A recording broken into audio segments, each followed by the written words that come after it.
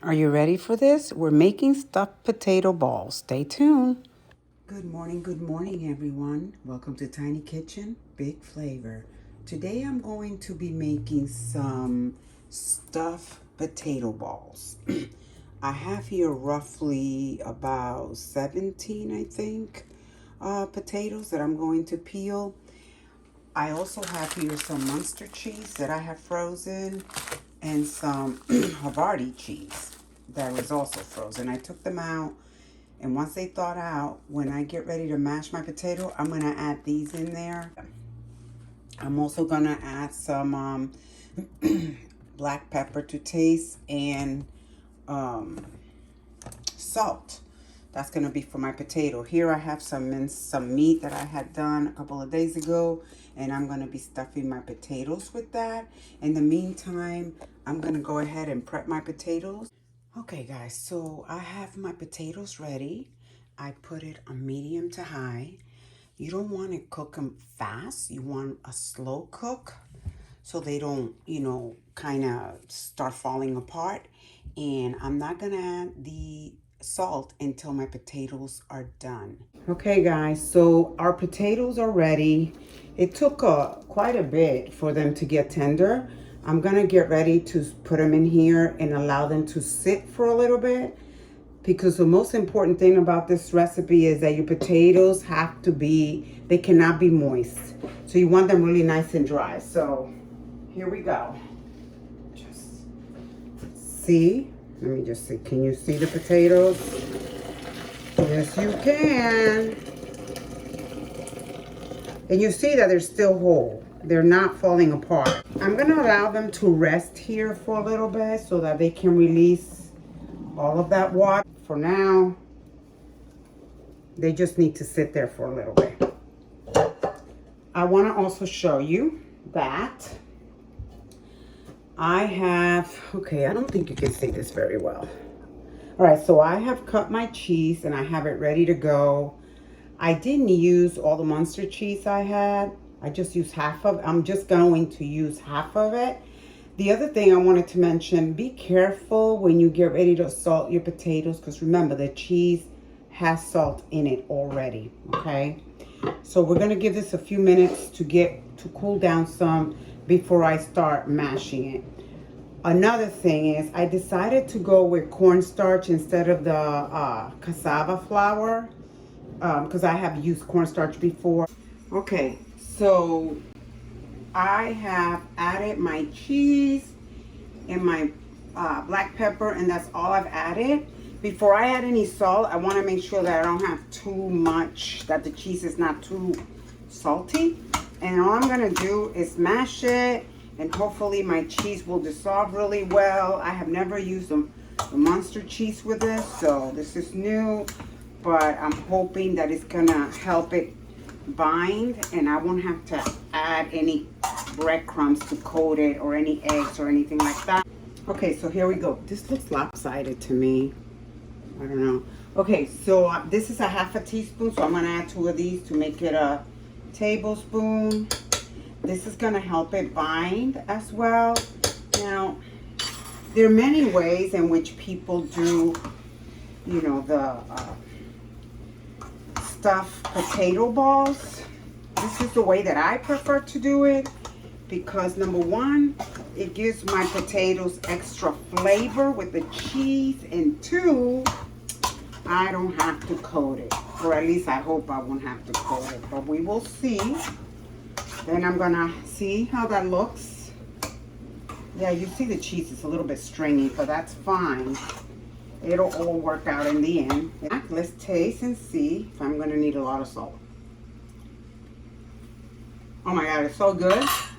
I need a little bit, but not too much. Because remember, I think that's gonna be enough. The meat has a lot of flavor as well. Another thing that's important if you're gonna make this, make your meat ahead of time. You want your meat to be cold when you get ready to stuff this. You don't want the meat hot, because then it's gonna leak some of the juices into your potato mixture, and that's not gonna help it bind. It's just gonna come apart. or it's gonna leak through the potato, the sauces of your meat. So you want your meat, make your meat the day before. And as you can see, look at how dry this meat is. I'm sorry, the lighting is not good here. But you see you don't see any sauce leaking or anything like that. And this is what I'm gonna stuff it with. You can stuff it with whatever you choose. You don't have to add raisins to it. I like the raisins in it, so that's why I add it, but you don't really have to. You can just make whatever mix you like and go with that, okay? These potatoes taste amazing. Let me get myself another fork to ensure. I really hope I don't have to put it through a bread mix or anything like that to coat it, because I really don't want to do that. I don't want to mess with the eggs and all that stuff. But let me grab another fork and taste it after I put the salt in it. Alrighty, let's have a taste and see. It's perfect.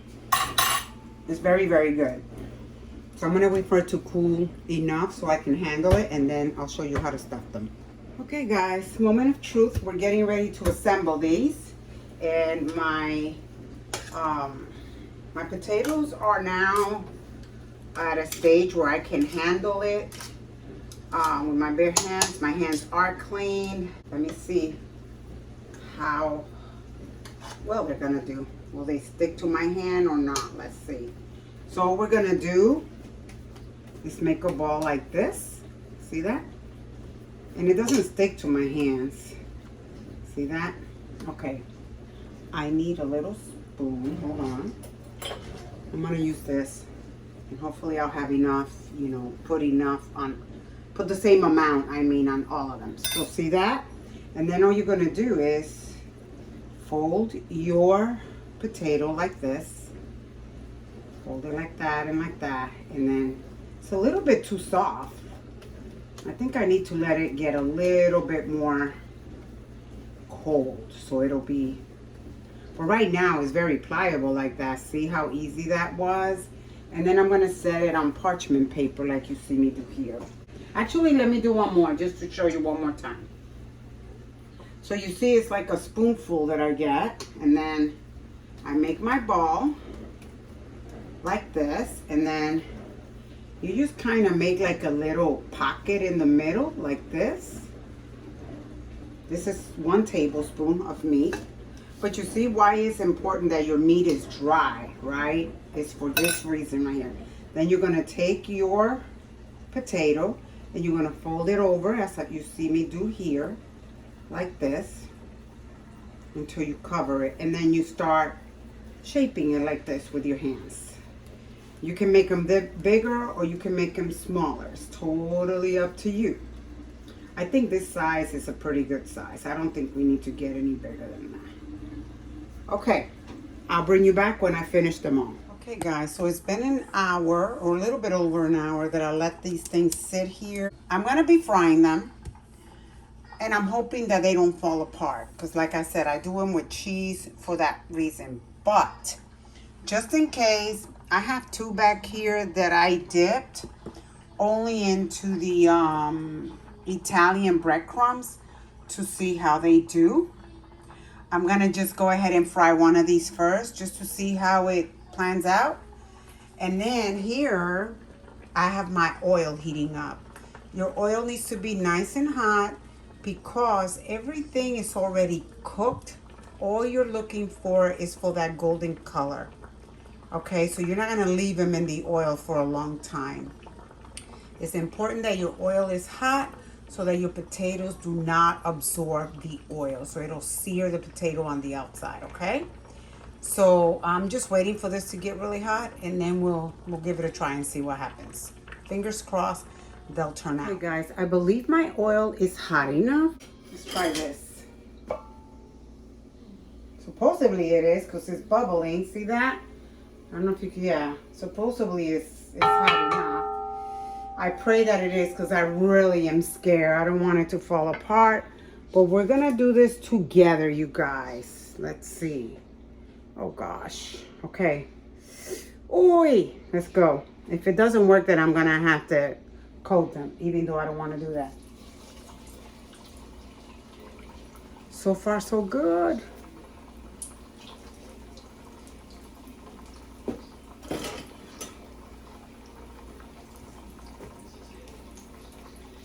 I'm just putting oil over it.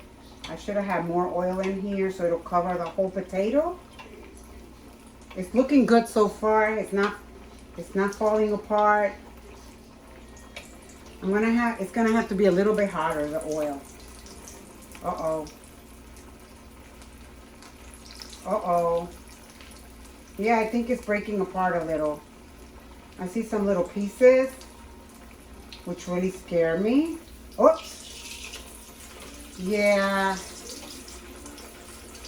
Not a lot, but I think I'm going to have to coat them, you guys. Even though that's not what I was going for. But after all this work, I don't want them to fall apart. So with that being said, you may want to do the egg wash. I'm just going to go ahead and do that just to be on the safe side. I'm going to do that on all of them, and I'll bring you back because I don't want them to fall apart. And it looks like, even though there's not a lot, but I see a couple of little areas where, oh God, no. Yeah, no, I don't, I'm gonna go ahead and make the egg wash and whatever and dip it, because I'm not liking that look at all. So I turned this off. Let me get my egg wash going and prepare everything, and then we'll take it from there. Man, but that's how you learn, you guys. There's always a solution. It's not all done, you know? So let me grab this. Hold on. So I can set my spoon here. Yeah, it was falling apart. Look at this. See, that doesn't look very good. And it absorbed a lot of the oil. I'm not liking that. So, let me prepare my egg wash. And we're just going to have to do the long way, even though I didn't. Guys, so we're back. So as much as I fought it, I ended up having to dip it in the egg wash, and then put them to rest. Not what I wanted, but oh well. At least it's not a total lost. You know, I did one, it didn't work out, so I'm gonna have to. I wanted to skip this part, but not happening. I've done it like this before with some other cheese, and I think what's happened is the cheese that I use doesn't lend itself for what I wanted it to do. So that's probably why it didn't work out. I'm gonna coat all of these and I'll bring you back when I'm done. All right, guys, let's try this again. I will say that to make these, the coating of it is, there's no other word but to say it is a messy job, which is why I was trying to get away from doing that. But it didn't work out, so I had to coat them, as you can see. We're going to try it again and see if it'll work. I hope it does. But now you see what works, what doesn't. Again, I say, I believe it didn't work with the cheese because of the type of cheese I use. So fingers crossed, we're going to try this again. They're already been coated. I hope it does work, you guys, because I put a lot of work into this. Whoops. And it appears like it's going to work. We'll see. So I'm doing, that's why I did this big pot, because I don't want to have it here too long. And I'm going to lower the heat a little bit. I don't want it to burn. I'm going to put another one in. They look really good like this, so I think my little idea of doing it just like that was, like I said, you saw that it didn't work. So you're going to have to do the egg wash, and then what I did first, I passed it first through the breadcrumbs, and then egg wash, and then breadcrumbs again. So like I said, it's, you know, it's too many steps in my opinion, but that's just me. I tend to want everything to be done like yesterday. And all you're doing is looking for the color that you like. And then they're done because, like I said, everything is cooked already. So you don't need to worry about cooking anything. All you're doing is browning it to that pretty color. If you have a big pan, you can put a couple of them at one time. And that's what you want. See how fast this is? Pretty darn fast if you ask me. So just have everything ready to go. This is a treat for my hubby. All right, guys, so there you have it. They are done. As you can see, this was my bummed one. Not a good idea. You can tell that it absorbed. Look at all the oil it absorbed. This is not going to be edible, in my opinion. But then look at the rest.